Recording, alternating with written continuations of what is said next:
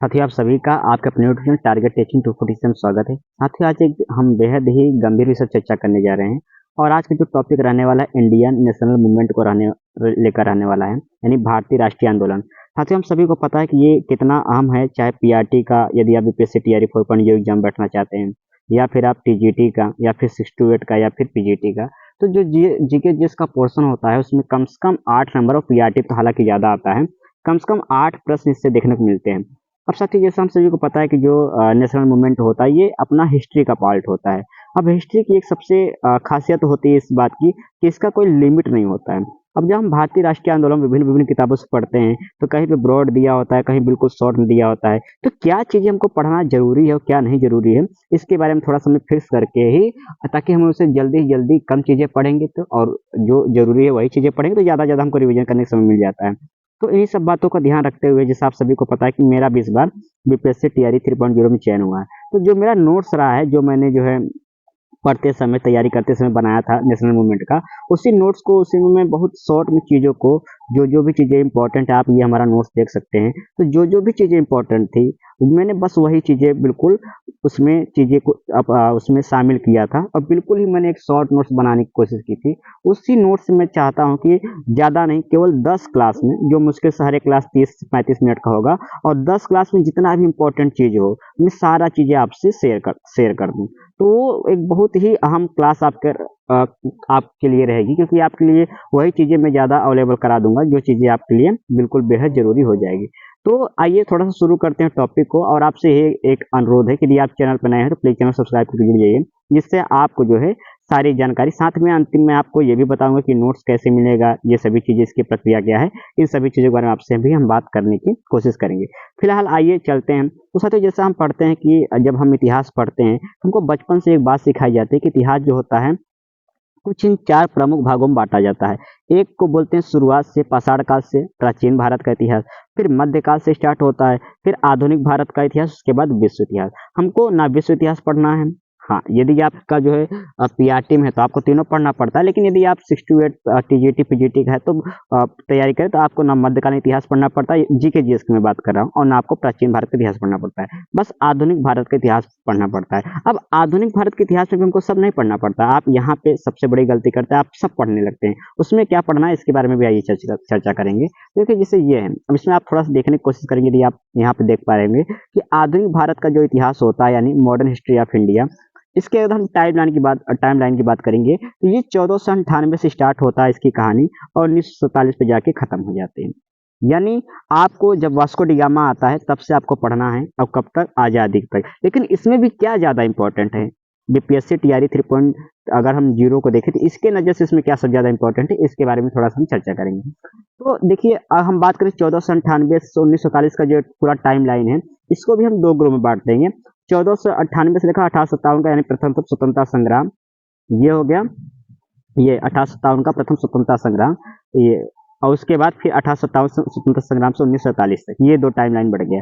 अब याद रखिए बीपीएससी टीआई 3.0 में 1498 से लेकर प्रथम स्वतंत्रता संग्राम तक केवल मुश्किल से एक प्रश्न आता है। 8 में केवल एक प्रश्न, यानी केवल 20% ही चीजें बीपीएससी में से पूछी जाती है, जबकि 80% चीजें कहाँ से पूछी जाएगी, केवल 1857 से लेकर 1947 तक ही 80%, यानी 7 प्रश्न इसी से पूछ लिए जाते हैं। स्वतंत्रता संग्राम 1857 से लेकर 1947 तक ही ये आपका 80% प्रश्न यहीं से पूछ लिए जाते हैं। इसलिए आपको ये चीज तो समझ में आएगी सर हमारे लिए ये कितना इंपॉर्टेंट है, कहाँ से कहाँ तक हमको पढ़ना है। तो आप 1498 में पता वास्को डी गामा आया, 1600 में ईस्ट इंडिया कंपनी का स्थापना हुआ, 1700 प्लासी का युद्ध हुआ, फिर 64 बक्सर का युद्ध, और 1857 से यहाँ से लेकर हमको ये बड़ा हमारे लिए इंपॉर्टेंट हमारे पास टाइम लाइन हो जाता है। और इसी के बीच जितनी भी घटनाएं हुई हैं इन्हीं सब का हमको बहुत ही विस्तृत तरीके से अध्ययन करना पड़ेगा। अब आइए थोड़ा इसमें भी हम देखेंगे कि इसमें कौन कौन सी घटनाएं महत्वपूर्ण है जो हमको पढ़ना है। तो साथियों थोड़ा सा आपको ये पता होना चाहिए कि 1857 क्रांति जो है और भारतीय राष्ट्रीय कांग्रेस आंदोलन या कांग्रेस युग, बस ये दो ग्रुप में डिवाइड होता है। 1857 क्रांति में थोड़ा सा मुझे पढ़ना है, उसके बाद जो भी भारतीय राष्ट्रीय कांग्रेस या जो भारतीय राष्ट्रीय आंदोलन है उसको लेकर जितनी भी घटनाएं हुई हैं उसमें कौन कौन सी मुख्य घटनाएं उसके बारे में चर्चा करेंगे, और उन्हीं सब चीजों के बारे में बार बार पढ़ना है, उसको रिविजन कर लेना है। तो फिलहाल यदि हम बात करेंगे उन कुछ मुख्य घटनाओं को लेकर, तो आप हमारे यहाँ पे देख पा रहे होंगे ये कुछ मुख्य घटनाएं हैं। इन सभी मुख्य घटनाओं को ही आज तो हम समझेंगे कि ये मुख्य घटनाएं कौन कौन से हैं, ताकि आगे यदि हम पार्ट में पढ़े तो बस इन्हीं मुख्य घटनाओं को पढ़ लें जिससे हमारा काम बन जाए। थोड़ा सा आज एक तरह की पूरा चीज़ें जो होगा इंट्रोडक्शन की तरह होगा ये पूरा आज का क्लास। बाकी धीरे धीरे हम सारे जितने भी इवेंट्स हुए हैं मेन मेन उन सभी चीज़ों के बारे में आपको एक्सप्लेन करने की कोशिश करेंगे। तो जो पहला इवेंट्स हुआ है यानी जो पहला हुआ रिवोल्ट ऑफ 1857 यानी 1857 की क्रांति के बारे में पढ़ना है। पहला चीज़ मुझे ये पढ़ना है। दूसरा जो पढ़ना है भारतीय राष्ट्रीय आंदोलन के बारे में पढ़ना है। तीसरा पढ़ना है उदारवादी चरण के बारे में पढ़ना है। चौथा उग्रवादी चरण के बारे में पढ़ना है। ये 4 चीज़ पढ़ना है। उसके बाद बंगाल विभाजन, क्योंकि ये पूरा जो उग्रवादी चरण है इसी के तहत बंगाल विभाजन भी आता है, तो बंगाल विभाजन पढ़ना है। उसके बाद अगला हम देखेंगे तो स्वदेशी आंदोलन, बहिष्कार, ये बस इन्हीं चीज़ों के बारे में पढ़ना, पूरा डिटेल्स पढ़ लेंगे तो आपका पूरा नेशनल मूवमेंट कवर हो जाएगा। मुस्लिम लीग के बारे में अच्छे से पढ़ना है। सूरत विभाजन जो आपका 1907 में हुआ था। उसके बाद मार्ले मिंटो सुधार के बारे में पढ़ना है। फिर दिल्ली दरबार, प्रथम विश्व युद्ध, होम रूल लीग, इसके बारे में पढ़ना है। ऐसे यदि और थोड़ा सा हम स्क्रॉल करें और आगे बढ़ें तो उसके बाद क्या पढ़ना है, लखनऊ समझौता के बारे में पढ़ना है। मोटेंगी चेम्सफोर्ड सुधार पढ़ना है। रॉलेट एक्ट पढ़ना है। जलियांवाला बाग हत्याकांड पढ़ना है। हंटर कमीशन पढ़ना है। तहकीक कास्ट समिति पढ़ना है। ये कुछ हो गए। उसके बाद जैसे हम आगे बढ़ेंगे तो उसके बाद हमको क्या पढ़ना है, खिलाफत आंदोलन पढ़ना है। ये पढ़ना है। फिर थोड़ा सा यदि हम और आगे बढ़ेंगे तो हमको क्या पढ़ना है, आप देखने की कोशिश करेंगे तो हमको पढ़ना है मोटेंगी चेम्सफोर्ड सुधार, राष्ट्रवादी क्रांतिकारी चरण, जिसमें प्रथम चरण द्वितीय चरण, गांधी युग यानी गांधी जो गांधीयन एरा है इसके बारे में डिटेल्स पढ़ना है। फिर जीवन परिचय गांधी जी का, क्योंकि इससे प्रश्न आ जाते हैं इनकी किताबों के नाम से लेकर इनके आश्रम से रिलेटेड नाम। साथ में दक्षिण अफ्रीका में जो गांधी का पूरा जीवन रहा है वहाँ पे कौन से प्रोटेस्ट किए थे उसके बारे में। बनारस हिंदू विश्वविद्यालय का क्या इतिहास रहा है। गांधी जी के जो विभिन्न आंदोलन मुख्य हुए, जैसे चंपारण हुआ, सत्याग्रह हुआ, तो ये सभी मुख्य आंदोलनों के बारे में पढ़ना है और उसका क्या भारतीय आंदोलन पे उसका प्रभाव पड़ा था उसके बारे में पढ़ना है। ऐसे में बात करूंगा लखनऊ समझौता के बारे में पढ़ना है। चंपारण सत्याग्रह के बारे में पढ़ना है। जो अहमदाबाद मिला, ये सभी गांधी जी के ही आंदोलन है। अहमदाबाद मिला जो मजदूर आंदोलन है, खेड़ा सत्याग्रह है, खिलाफत आंदोलन है, असहयोग आंदोलन है, बारदोली सत्याग्रह है, चौरी चौरा कांड है, स्वराज पार्टी है। ये सभी जो है ये 1857 से लेकर जो 1947 का टाइम लाइन है उसी के बीच ये कुछ महत्वपूर्ण घटनाएं हुई थी, इसी से बार बार प्रश्न आते हैं।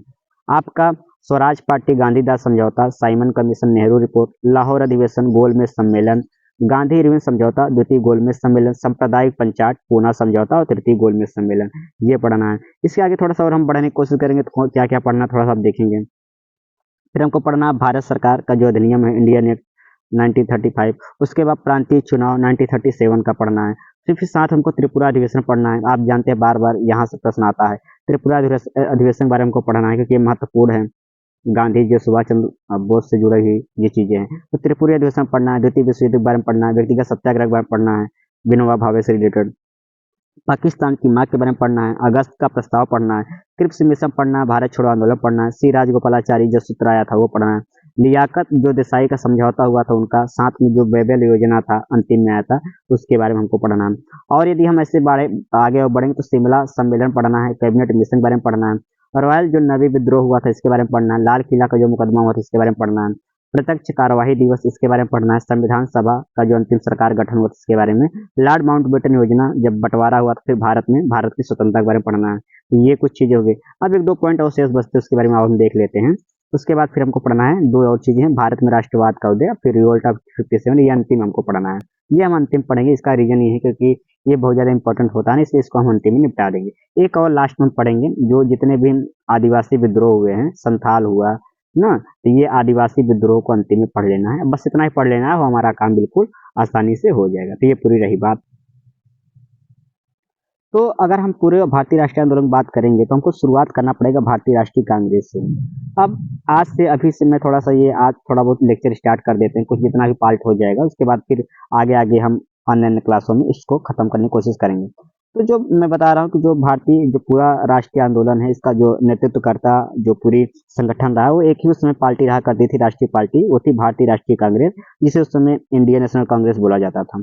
अब ये पार्टी थी क्या उस समय की, आप देखिए कि इस समय जो राहुल गांधी जी की पार्टी है, ये जो शुरुआत में इसका जो मूलभूत ढांचा था वो भारतीय राष्ट्रीय कांग्रेस था। बाद में जो है अलग अलग पार्टियों में ये टूट गई। तो भारतीय राष्ट्रीय जो कांग्रेस थी यह क्या था, ये उस समय की एक राजनीतिक दल था। आपको पता था कि भारत से जो इंडिया था उस समय जो अपना देश था जो ब्रिटिशों का गुलाम था, उस समय भारत देश से एक ही पार्टी पूरा इनका नेतृत्व कर रही थी। एक ही पार्टी थी जो राष्ट्रव्यापी आंदोलन जिसका एक संगठन था वो था राष्ट्रीय भारतीय राष्ट्रीय कांग्रेस था। और ये कैसा था, राजनीतिक दल था। कैसा था, राजनीतिक पॉलिटिकल दल, जिसका काम यही होता था कि जो भी राजनीतिक गतिविधियां हो, चाहे आंदोलन हो, चाहे कोई मांग हो देश को लेकर, सरकार को लेकर, या फिर किसी अन्य तरीके का, तो वो सरकार यानी जो भारतीय जनमानस था उससे, उसके जो है उसकी तरफ से उसको अपना पक्ष रखना, और जो भी अंग्रेजी सरकार है। तो ये एक तरीके का राजनीतिक दल था। दूसरा ये है कि भारतीय जो राष्ट्रीय कांग्रेस आंदोलन की शुरुआत में महत्वपूर्ण भूमिका रहा है। जो भी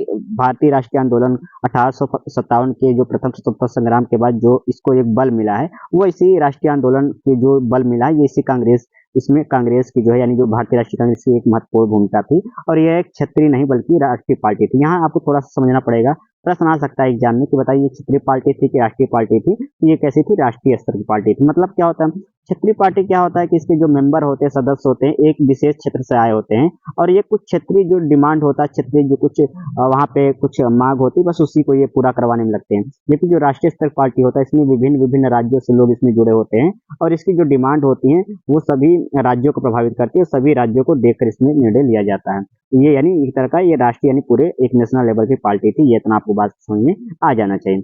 अब अगर हम बात करेंगे थोड़ा सा, अगर हम मैप से समझना चाहें कि बताइए जो भारतीय राष्ट्रीय कांग्रेस था, भारतीय राष्ट्रीय कांग्रेस था, इसका उद्देश्य क्या था, यानी ये इसके बारे में हमको क्या क्या पढ़ना है, इससे संबंधित जो जो भी कुछ मुख्य आयाम है कि जिनको ध्यान रखकर मुझे राष्ट्रीय कांग्रेस के बारे में उन्हीं उन्हीं बिंदुओं के बारे में ज़्यादा हमको अच्छे से चर्चा करना। तो वो कौन कौन से मुख्य बिंदु है, थोड़ा सा हम इसको अगर देखने की कोशिश करेंगे, तो पहला तो हमको यही पढ़ना है इसके बारे में कि जो भारतीय राष्ट्रीय कांग्रेस है, ये इसका इसके गठन का उद्देश्य क्या, यानी ये इसका क्या उद्देश्य था, इसका मतलब ये किस वजह से ये भारतीय राष्ट्रीय कांग्रेस की जो है स्थापना की गई थी, और उसके मुख्य मुख्य क्या जो है कार्य आगे निश्चित किए गए थे, इसका गठन का उद्देश्य क्या था।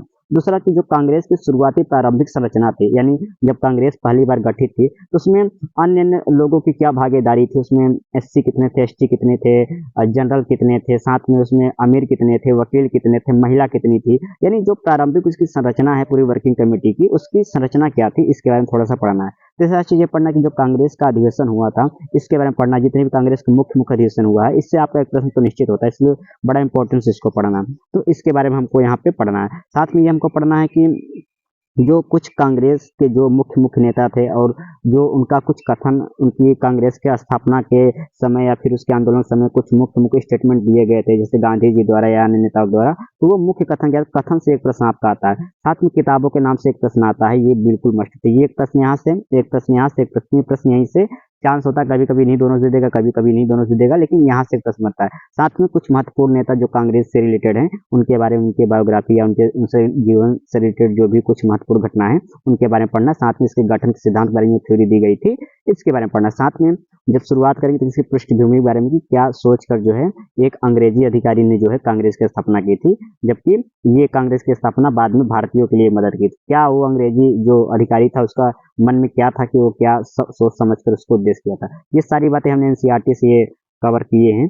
तो आइए थोड़ा सा हम चलते हैं और पढ़ते हैं इसके एक एक जो पॉइंट हमने बताया है उसके बारे में पढ़ेंगे। तो पहला तो यदि हम इसके बैकग्राउंड को जानेंगे कि इसका भारतीय राष्ट्रीय कांग्रेस जो पार्टी बनी थी शुरुआत में राष्ट्रीय आंदोलन को जो है एक बल देने के लिए, तो उसकी पृष्ठभूमि क्या, उसके बैकग्राउंड क्या है। जैसे सर हम पता है कि 1857 में ही क्रांति हुई थी, जिसे भारत का प्रथम स्वतंत्रता संग्राम बोलते थे। याद रखें, प्रथम स्वतंत्रता संग्राम कब हुआ था, 1857 में, जिसे 1857 क्रांति बोलते हैं, यानी रिवोल्ट ऑफ 1857 हुआ था। इसमें हुआ क्या था कि यहाँ पे जो भारतीय नेतृत्वकर्ता थे उनकी हार हुई थी। कार्य यह था कि उनकी जो संगठन थी उसमें जो है कुछ टाइमिंग को लेकर या फिर कुछ उसमें रणनीति को लेकर असहजता हो गई थी, यानी रणनीति उनकी ठीक से नहीं बन पाई थी, जिसके कारण अंग्रेजी सरकार द्वारा सभी नेताओं को अलग अलग जगह जो भी अलग अलग जगह इस पूरे आंदोलन को उस समय 1857 क्रांति में नेतृत्वकर्ता थे या जो नेतृत्व कर रहे थे, उनको अलग अलग से उनके जगह सेना भेजकर उनको हरा दिया गया था, उनकी पूरे आंदोलन को दमन कर दिया गया था, जिसके फलस्वरूप जो भारतीय जनमानस था, जो पहली बार क्रांति 1857 का किया था, उसका ये उसमें हार हो जाता भारतीय जनमानस का।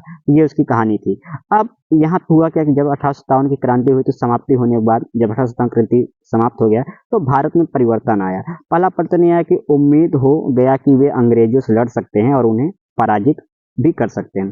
जब 1857 क्रांति हुआ, इसके पहले भारत के लोगों को लगता ही नहीं था कि अंग्रेजी जो इतनी बड़ी सरकार है, इतनी बड़ी उसकी सेना है, उसके खिलाफ हम विद्रोह कर सकते हैं। लेकिन जब यहाँ पे कुछ नेतृत्वकर्ता द्वारा यहाँ पे 1857 का विद्रोह हुआ इससे जो भारतीय जनमानस था, जो अभी तक जिसको यही नहीं विश्वास हो रहा था कि हम लड़ाई लड़ सकते हैं या उसके खिलाफ आवाज़ उठा सकते हैं, तो वहाँ पे इसको एक हिम्मत मोटिवेशन मिला और ये एक 1857 क्रांति मोटिवेशन में आगे चलकर एक बहुत बड़ा अपना योगदान देती है और सभी लोग उत्साहित हुए कि हम भी जो है और दोबारा क्रांति कर सकते। तो ये 1857 का एक अहम योगदान था, ये बैकग्राउंड हिस्ट्री था इसका 1857 का। साथ में रीजन ये था कि यूरोपीय शक्तियाँ पर अपराजेय नहीं है। साथ ही आप सभी पता है कुछ समय ऐसा कह दिया गया था कि जो यूरोपीय शक्तियाँ यानी जो अंग्रेज कहते भी थे खुद से कि हमारा जो नस्ल है, हमारी जो सोच है, ये बिल्कुल उच्च का है और इस कारण क्या होगा कि आप लोग जो है हमारी समानता नहीं कर सकते हैं। आपको जो है हमको ईश्वर ने कुछ विशेषाधिकार जो है हमको इस पृथ्वी पर पैदा किया, इसलिए आप जो है हमको पराजित नहीं कर सकते हैं। लेकिन 1857 क्रांति में एक थोड़ा सा ये उम्मीद जगा कि भाई साहब यूरोपीय शक्तियों को भी जो है पराजित किया जा सकता है, यानी ये अपराजय नहीं है। ये यहाँ से थोड़ा सा चीजें आया। अब थोड़ा सा हम जानते हैं कि जो भारतीय राष्ट्रीय आंदोलन है, इसका शुरुआत कहाँ से हुआ था। तो साथ ही आप सभी को पता है कि 1857 क्रांति के बाद समाप्ति हुई, तो जो कुछ भारत के जो कुछ उस समय कुलीन वर्ग से आते थे, अमीर वर्ग से आते थे, वो अपने बाल बच्चों को पढ़ने के लिए, अच्छी शिक्षा के लिए, अच्छे अच्छे संस्कार के लिए वो लोग कहाँ भेजे? विदेश, क्योंकि उस समय विदेशी ऐसी विदेश में ही कुछ विशेष यूनिवर्सिटी विश्वविद्यालय रहा करती थी जिन पे शिक्षण शैक्षणिक कार्यक्रम बहुत अच्छा होता था और यहाँ से आकर्षित होकर जो कुलीन वर्ग होते थे, अमीर लोग वर्ग होते थे, विद्या का अध्ययन करने यानी जो है ज्ञान प्राप्त करने विदेश में जाते थे। अब हुआ क्या था और वो लोग क्या कहलाते थे?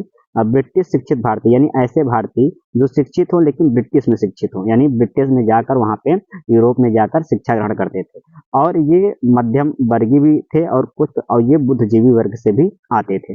ये यानी इन्हें बुद्धिजीवी वर्ग भी कहा जाएगा, मध्यम वर्गीय भी कहा जाएगा। तो अब हुआ क्या था कि जैसे अब आप समझिए कि अब जब ये लोग जो है ये कब की मैं बता रहा हूँ, भारतीय राष्ट्रीय कांग्रेस की स्थापना के पहले की मैं घटना बता रहा हूँ।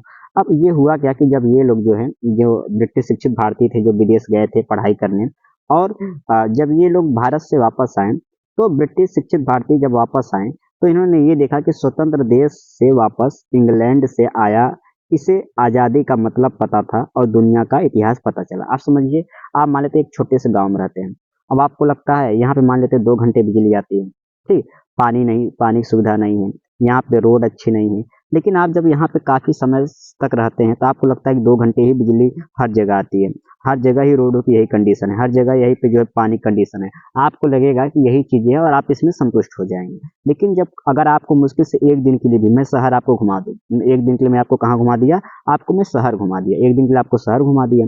अब आप जब शहर गए, आपको पता चला कि यार यहाँ पे तो 8 घंटे बिजली है, यार यहाँ तो पानी का पूरा सुविधा ही सुविधा है, यहाँ पे रोडें बहुत क्लीन है, साफ सफाई है, तो आपको लगेगा कि यार हमारा जो गांव है हमारा बहुत अभी पिछड़ा हुआ है। लेकिन जब आप शहर को देखे ही नहीं रहेगा तो गांव का एहसास नहीं होगा, गांव में इतनी बुराई है, आप इसको ही जो है एक मानक मान लेते हैं। तो ऐसे ही जब जो भारतीय उस समय जो कुलीन वर्ग था, जो विद्यार्थी वर्ग था, तो वो जब भारत में रहता था उसके बाद जब वो विदेशों में गया, यूरोपीय देशों का भ्रमण किया, वहाँ पे अध्ययन के लिए गया, तो उसने देखा कि यार यहाँ पे बड़ा बढ़िया सुविधा है, यहाँ पे लोगों को सबको मूल अधिकार दिया गया है, कोई भी कुछ बोल सकता है, कोई कुछ कर सकता है, कोई अपनी रोजगारी स्टार्ट कर सकता है। यहाँ पे लोगों का जो जीवन यापन करने का एक जो मानक होता है वो बड़ा अच्छा है, सबको शुद्ध पानी मिल रहा है, शुद्ध चीजें मिल रही हैं, सभी चीजें मिल रही हैं। साथ में यहाँ की यह सरकार बहुत ही अच्छा दयालु है, बड़ा उदार है, जनता यहाँ का बड़ा मतलब जनता को अधिकार दिया गया है। जबकि वो जब देखता है जिस देश से आया था यानी जिस भारत से आया था, वो देख रहा है यहाँ तो बड़ी कंडीशन खराब है, यहाँ तो ना कुछ बोल सकते हैं, ना कुछ कह सकते हैं, ना कुछ लिख सकते हैं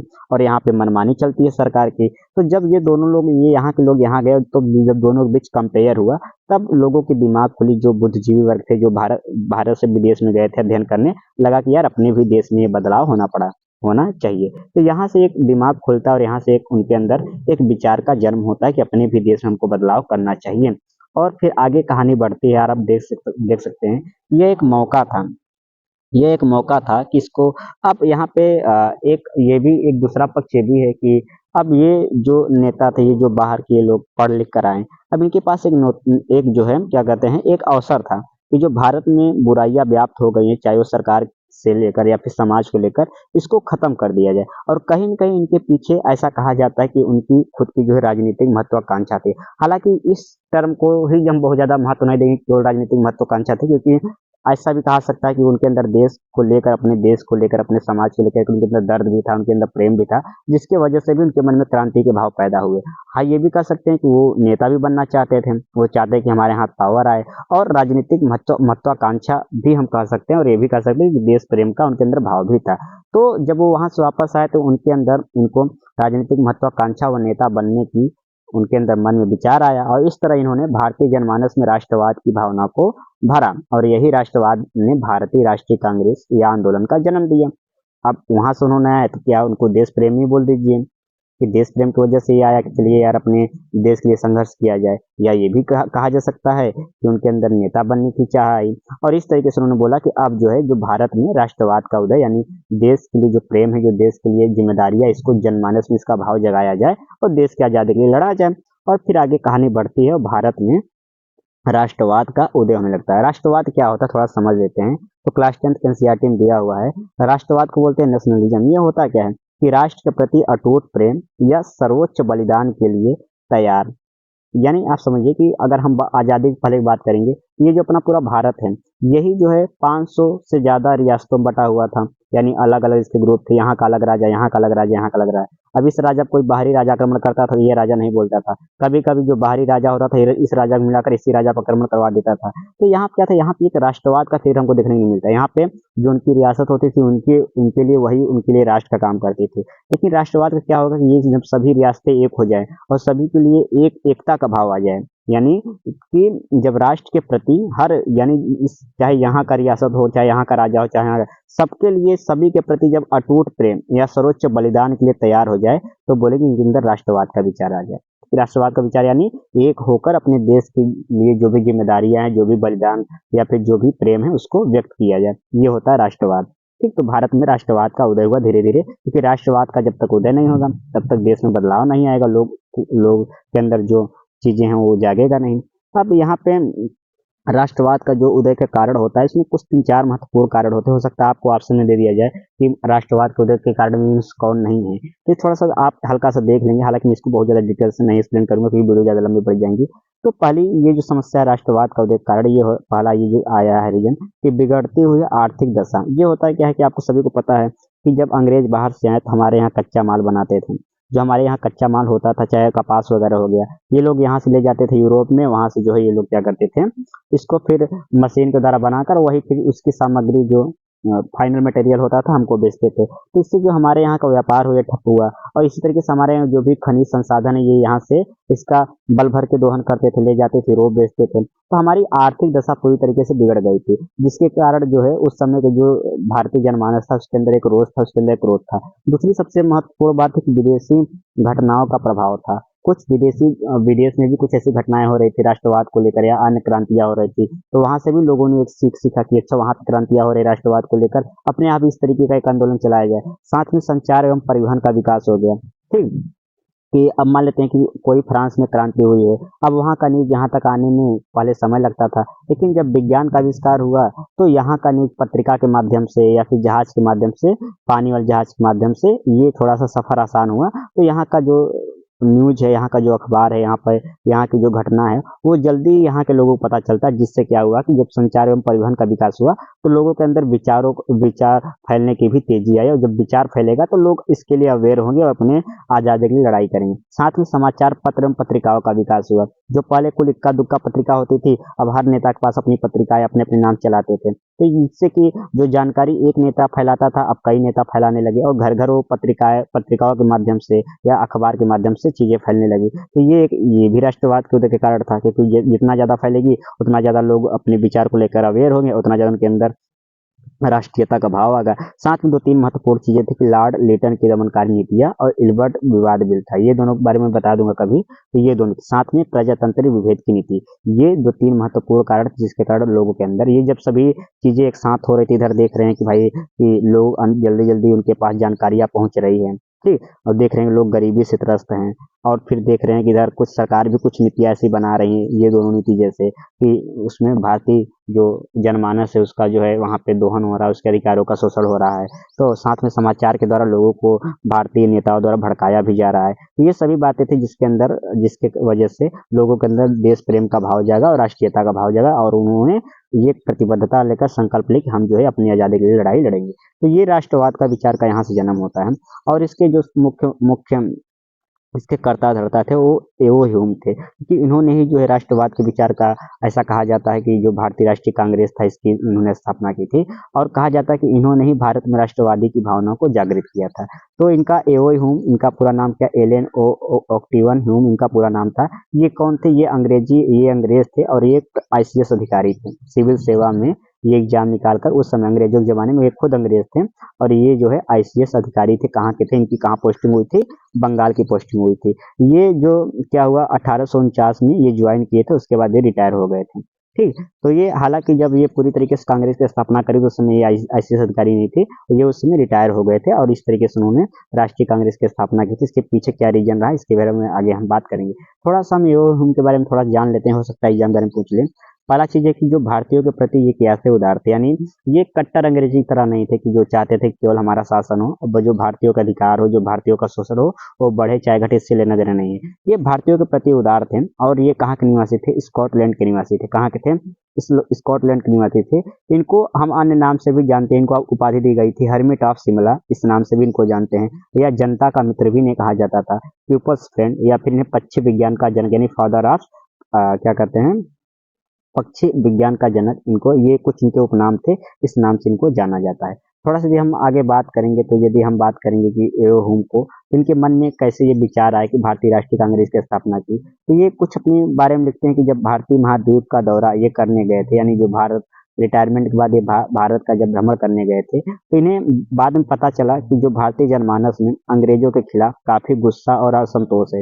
इन्होंने लोगों से बात की, लोगों से जाना कि जो भारतीय जनमानस इस समय था वो चाहे अंग्रेज की कुछ योजनाएं हो गई हैं, जो भारत अंग्रेजी सरकार है उसकी कुछ चाहे योजना हो, चाहे वो भारतीय राष्ट्रीय आंदोलन के जो मुख्य नेता रहे उनके द्वारा फैलाए गए अखबार हैं, पत्र हैं, इनके द्वारा, और इन सभी वजहों के वजह से जो है जो भारतीय जनमानस से बड़ा उसके अंदर एक गुस्सा है अंग्रेजी सरकार के खिलाफ, और उन्होंने इस चीज को एहसास किया और अंग्रेजों की नीतियों को लेकर, और जो है अंग्रेजों के नीतियों के कारण किसी भी वक्त जो है भारत में एक बड़ी क्रांति हो सकती है। उन्होंने एहसास किया कि लोग बड़े गुस्से में हैं, चाहे सरकारी नीतियां इस तरीके से बन रही हैं, और साथ में जो है लोग जो भारतीय जो नेता जो विदेश से पढ़ कर आए उनको कोई अधिकार नहीं दिया गया, उनको कोई सम्मान नहीं दिया गया है। तो ये सभी पूरा मुख्य कारण थे जिसकी वजह से लगा कि ये पूरी तरीके से भारत की जनता असंतोष है और ये किसी भी वक्त भारत में एक बड़ी क्रांति हो सकती है, जैसे 1857 क्रांति हुई थी, और जो 1857 क्रांति से भी बड़ी होगी और हमें भारत छोड़कर जाना होगा, ये उन्होंने एहसास किया। और उसके बाद जो है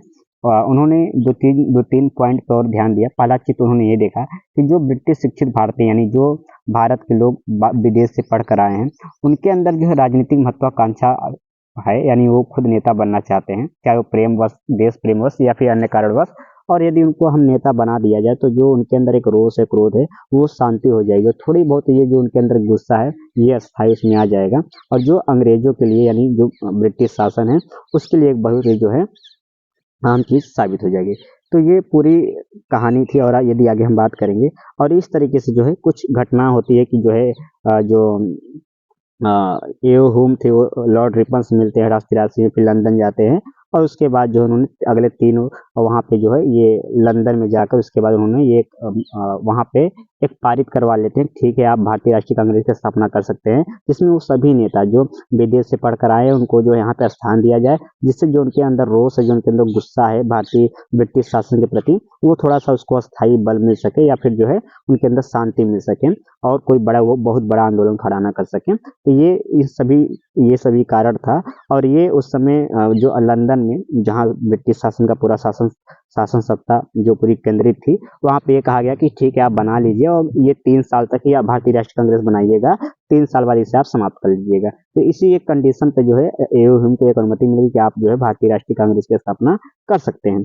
और इस तरीके से देखा जाए, हालांकि उसमें भारतीय राष्ट्रीय कांग्रेस इसका नाम नहीं था, और बाद में जो है यही जो एओ ह्यूम थे ये भारत के राष्ट्रवादी नेताओं से मुलाकात करने के लिए मद्रास बुलाए गए और भारतीय जनमानस की समस्त समस्याओं का समाधान चाहते हैं।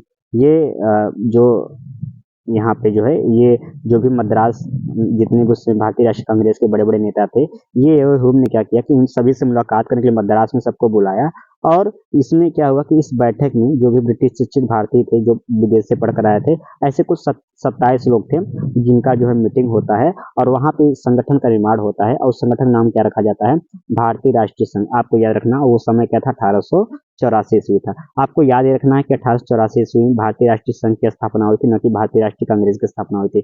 बाद में जो है इसे इसका नाम बदलकर भारतीय राष्ट्रीय कांग्रेस कर दिया गया।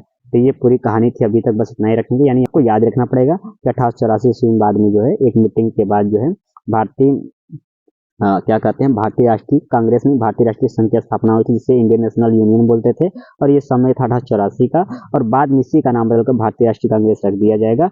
और उस संगठन के बाद, उस संगठन के समय, स्थापना के समय ये निर्णय लिया गया कि हर साल जो है बैठक होगी और अगले साल जो बैठक का उन्होंने जो है ये निर्णय लिया कि अगले साल पूना में बैठक होगा महाराष्ट्र में, और वो यानी 1885 में बैठक होगा और पहली बार फिर जाके राष्ट्रीय कांग्रेस की बैठक होती है। अब यहाँ से हम फिर राष्ट्रीय कांग्रेस की अलग अलग बैठक होगा, अलग अलग अधिवेशन होगा और उसके बारे में हम एक ही क्लास में पूरा अधिवेशन अच्छे से समझ लेंगे और इस तरीके से पूरा राष्ट्रीय आंदोलन हम एक ही दिन में, मुश्किल से जितना जो भारतीय राष्ट्रीय अधिवेशन है एक ही दिन हम खत्म करने की कोशिश करेंगे। तो आज वीडियो यही रखते हैं, साथ में कुछ चीज़ जो आपको जानकारी में दे दूँ कि ये नोट्स कैसे मिलेगा इसके बारे में थोड़ा सा बता दें। तो यदि आपको ये नोट्स चाहिए तो आप, मैं कुछ नंबर दे दे रहा हूँ, 96 16 15 87 38। ये नोट्स आपको जो है इस नंबर पर व्हाट्सएप करिएगा, तो ये मैं नोट्स आपको बिल्कुल पीडीएफ में प्रोवाइड करने की कोशिश करूंगा। साथ में कुछ और नोट्स हमारे पास है जो मैं आपको थोड़ा सा दिखा देना चाहता हूँ। अब यदि आप क्या कहते हैं कि, माफ करिए, यदि आप मान लेते हैं आप यूपीएससी तैयारी 4.0 पीआरटी टीजीटी पीजीटी तैयारी करते हैं और आपको यदि 8 विषयों के एनसीईआरटी, जो एनसीईआरटी आप चाहे मूल किताब पढ़ लीजिए, अब मूल किताब पढ़ने में आपको बहुत समय लग रहा है तो आपको एनसीईआरटी सार किताब चाहिए, तो 8 विषयों के एनसीईआरटी सार जो है मैं आपको मुश्किल से 25 रुपये प्रोवाइड करा दूंगा। आप हमको उसी नंबर पर व्हाट्सएप करिएगा, ये जहाँ पे जो नंबर आपको दिख रहा है, आइए यहाँ थोड़ा सा मैं उस नंबर को दिखाने की कोशिश करूंगा। ये जो नंबर है, थोड़ा सा ये जो नंबर है, इस नंबर पर आप हमको व्हाट्सएप कर सकते हैं और ये पूरा मैं आपको नोट्स प्रोवाइड करने की कोशिश जो जो आप यहाँ पे देख पा रहे होंगे। साथ में कुछ और नोट्स, जिसमें कहूँ ये वाला, आपको जो हिंदी विषय का यदि संपूर्ण व्याकरण का नोट्स चाहिए, हिंदी विषय का, यदि आपका मुख्य विषय हिंदी हो 68 में टीजीटी पीजीटी में, तो हिंदी विषय का आपको चाहे व्याकरण का नोट्स चाहिए या ट्रिकी हिंदी का नोट्स चाहिए, या तो उसका भी मैं 25 रुपये प्रोवाइड करा दूंगा। क्या है, आपको 68 में आपका हिंदी विषय 150 विषय का मॉक टेस्ट का चाहिए तो भी मैं आपको प्रोवाइड करा, बिहार जीके का भी इसमें प्रोवाइड करा दूंगा। तो ये पूरा आज का वीडियो रहा, आप कैसा लगा आपको इस वीडियो के बारे में थोड़ा जरूर कमेंट में बताइएगा। बाकी आपको मन में जो भी इस चीज़ को लेकर मन में विचार आया इस क्लास को लेकर, कमेंट अपना राय जरूर, जिससे हम भी थोड़ा हमको मोटिवेशन मिले। बाकी मिलते अगले वीडियो में, तब तक सुनने के लिए सभी का धन्यवाद।